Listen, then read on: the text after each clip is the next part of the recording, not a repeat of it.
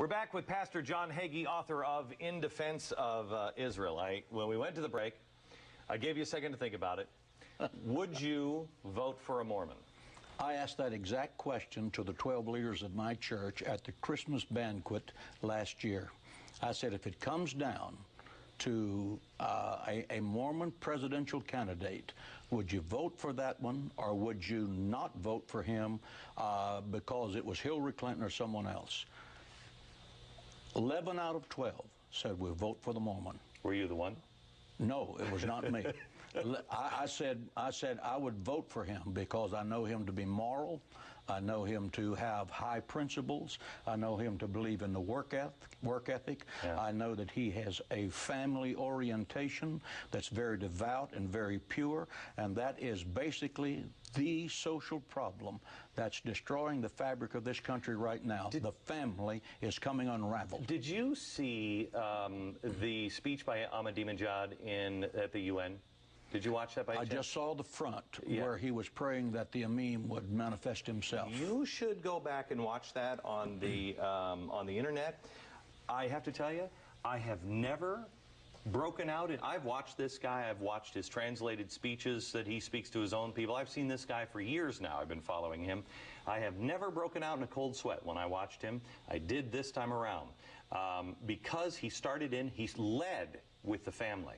Yes. And he said there is a great attack happening on the family, and women are not being respected in the world. I mean, here's a guy who stones women to death. Absolutely, there's honor killings. Right, and he gave the most eloquent, beautiful speech about the sanctity of the family, and I thought, if that isn't exactly what the devil himself would do... That's deception. Oh, absolutely. And people watched it. I mean, I don't think over here, I hope not, but people, unless you're at Columbia University, watched it and bought into it. Absolutely. But that is the truth. And that's what, that's what the devil would do. Give you the truth. The family is breaking down and everything else is falling apart. If I had a chalkboard in about 30 minutes, I could show you that the absentee father is the basis of what's happening in most of the crisis socially of this country. When a man goes to a woman and they have 2 or 3 children, in marriage or out of marriage, and he walks away from that marriage, leaves the woman with the children, the woman is generally without an education that can make a living for these children, so they're in the poverty level. The woman then has to go to work, and it's a very meager job. The children are left to someone else. They don't have a role model. They don't have a core system of beliefs. When the children become teenagers, they join the gangs looking for the leadership that was lost in the father. The gangs in America are pushing the drugs. The drugs in America are pushing the prisons full. This is all evolving back to the fact that the missing father is in the American home is not there. And I say to every man in America, being born a male is a chance, but being a man is a choice. You should go home, be the man, provide for your wife, provide for your children. The children are yours. They don't belong to the state. Under God, you owe it to them to go home and be a good father to them. I think that's the first question the Lord is going to ask you on the other side of the veil. How did you treat your wife? How did you treat your children? And if you can't answer those positively, you are in deep trouble. I've said to my congregation many times, if I fail as a father, I believe that I've failed in my life. Let me ask you, one of the most, you were on, I don't know, 4 or 5 days ago on the show for a quick segment, and you had mentioned that America is not in the Bible in the end days. Yes. Doesn't play a significant role. Email went crazy on this. Why is America not in the Bible? Then it can't be the end times. How could we possibly not play a role in the end days? America's not in the Bible because of these things. One, we are a brand new country. When the Bible was written, God knew that we would be, and only refers to us as the young lions of Sheba and Dedan. Now, we came out of England. England has the symbol of the lion.